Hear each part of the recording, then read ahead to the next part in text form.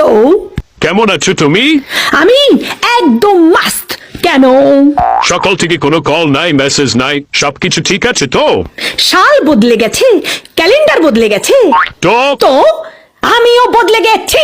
এখন থেকে তোমার ফোন আসবে, তারপরে আমার ফোন যাবে। তুমি আগে মেসেজ করবে আমাকে, তারপরে আমি এখান থেকে মেসেজ করব। তুমি আমার কেয়ার করবে, তারপরে আমি তোমার কেয়ার করব। তুমি আমাকে সময় দিবে, তাহলেই দেবো তোমাকে আমার সময়। তো শোনো স্বামীজান, সম্পর্কে যেহেতু দুজনেই আছি, তাহলে দুজনকে তো সমান সমান কেয়ার করতে হবে, তাই না? ঠিক কিনা? এটা কি সব সময় পাগলের মতো আমি তোমাকে মেসেজ আর কল করব তোমার চিন্তায়, আর তোমার পক্ষ থেকে থাকবে শুধু নীরবতা? কেন? আর হ্যাঁ, নিজে থেকে আমি তোমাকে আর কখনো আই লাভ ইউ আর বলবো না।